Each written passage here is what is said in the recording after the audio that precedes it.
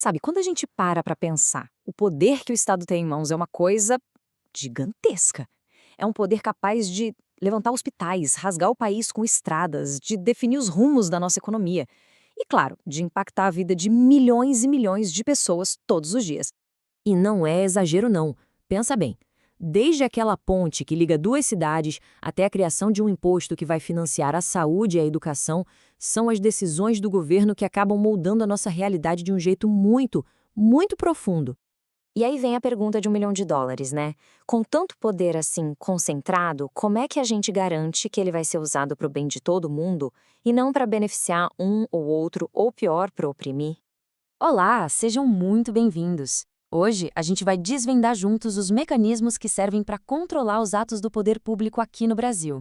E ó, antes de a gente mergulhar de cabeça nisso, se esse tipo de assunto te interessa, já sabe, né? Deixa o like e compartilha nas redes sociais. É esse apoio que nos permite continuar produzindo conteúdo. Bom, esse aqui é o nosso mapa da conversa de hoje. A gente vai passar por cada um desses pontos para montar o quebra-cabeça e entender como é que funciona o controle do poder público na prática. Vamos lá? A ideia central por trás de tudo isso é bem simples. Nenhum poder pode ser absoluto. Ele precisa sempre ser limitado e fiscalizado. E aqui no Brasil, o modelo que a gente adota é o de controle jurisdicional. O que isso quer dizer?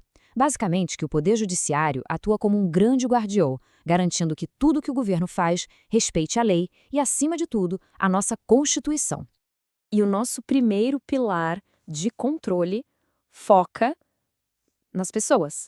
Porque, no fim das contas, o Estado é feito de gente, de agentes públicos.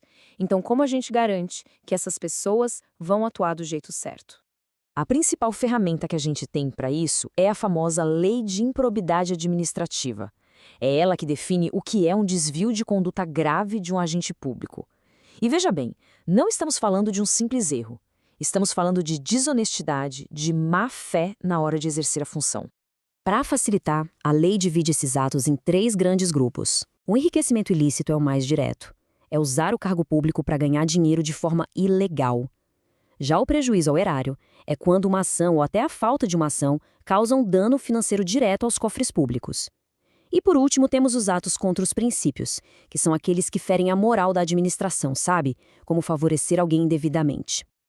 Agora, atenção aqui, porque esse ponto é crucial e teve uma mudança gigantesca faz pouco tempo. Antigamente, se um gestor cometesse um erro grave por pura negligência, ou seja, na modalidade culposa, ele já podia ser condenado por improbidade. Desde 2021, a coisa mudou. Agora a lei exige que seja comprovado o dolo, isto é, tem que ficar claro que a pessoa teve a intenção específica de cometer aquela irregularidade. E tem mais: existe um prazo para a justiça poder agir.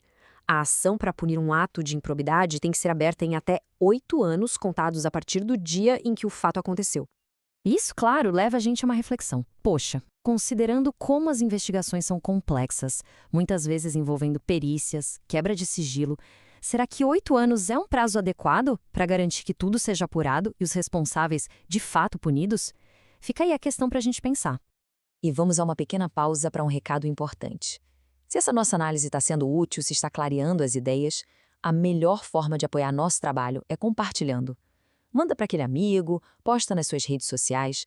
É esse apoio que permite que o nosso canal cresça e que a gente consiga desenvolver mais conteúdos como este. Contamos com essa força. Beleza, vamos em frente. Agora a gente entra na segunda grande área de controle, uma que mexe diretamente no bolso de todo mundo: o dinheiro público. Afinal, como é que o governo gasta o que ele arrecada da gente? A palavra mágica aqui é licitação. Não é só sair por aí escolhendo o fornecedor mais barato ou o que é amigo de alguém. Não. Licitação é um processo formal, cheio de regras, que obriga a administração a procurar a proposta mais vantajosa, garantindo que o dinheiro do contribuinte seja usado da melhor forma possível. É como uma pesquisa de preços, só que elevada à máxima potência. E o que sustenta tudo isso são alguns princípios básicos, que funcionam como uma barreira contra o desperdício e o favoritismo. A isonomia garante que todo mundo que quer competir o faça em pé de igualdade. A competitividade estimula a disputa para se conseguir a melhor oferta. A vinculação ao edital quer dizer que as regras do jogo, uma vez publicadas, não podem mudar. E, por fim, o julgamento objetivo exige que a escolha seja técnica e não pessoal. O processo todo, de forma bem simplificada, segue mais ou menos esse fluxo aqui. Tudo começa com um planejamento interno para definir o que precisa ser comprado ou contratado. Depois, as regras são publicadas no edital para todo mundo ver. As empresas interessadas apresentam suas propostas, que são julgadas segundo os critérios do edital, e no final, o resultado é oficializado e o contrato assinado com a empresa vencedora. Certo. Agora vamos para o nosso terceiro pilar, o patrimônio público. E aqui a gente está falando de tudo, tá? Praças, prédios públicos, terrenos, até os rios. Tudo aquilo que é de todo mundo e que o Estado administra. E sobre isso, tem um ponto que é fundamental e que foi definido pelo Superior Tribunal de Justiça, o STJ. Essa súmula aí, a 619, estabelece uma regra jurídica muito clara e bem dura sobre a ocupação de bens públicos. Traduzindo do juridiquês para o bom e velho português, a mensagem é direta e reta. Quem invade ou ocupa uma área pública de forma irregular não pode, lá na frente, chegar e dizer que é dono daquele lugar. E também não pode exigir do governo nenhuma indenização pelas coisas que construiu ali. A proteção do que é de todos vem em primeiro lugar. E essa proteção toda se baseia em 3 características essenciais.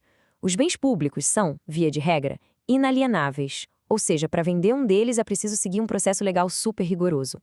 Eles também são imprescritíveis, o que significa que ninguém vira dono de um bem público só porque usou ele por muito tempo. E, por fim, são impenhoráveis, não podem ser tomadas para pagar dívidas judiciais do governo. E com isso, a gente chega ao final da nossa análise. Vimos como funciona o controle sobre as pessoas, sobre o dinheiro e sobre os bens. Agora, é hora de juntar todas essas peças. Então, o grande ponto aqui é entender que cada um desses mecanismos que a gente conversou não funciona sozinho. Eles formam uma rede de segurança bem complexa, um sistema de controle todo pensado com um único objetivo: garantir que essa máquina imensa que é o Estado trabalhe para a sociedade e não o contrário. E, para fechar, fica uma última provocação. Com todas essas leis, todos esses princípios, todos os órgãos de fiscalização, as ferramentas a gente tem. Mas será que a aplicação delas na prática é realmente eficaz? Esse sistema, do jeito que ele existe hoje, consegue de fato garantir que a gestão pública seja justa e eficiente? E chegamos ao fim. Muito obrigada pela companhia até aqui. Para continuar se aprofundando em outros temas do direito, é só procurar o DireitoCast lá no Spotify. E, por favor, não esqueça, deixar o seu like é muito, muito importante para a gente. E para mais conteúdos como este, em vídeo, é só acessar DireitoCast no YouTube e também no TikTok. Um grande abraço e até a próxima!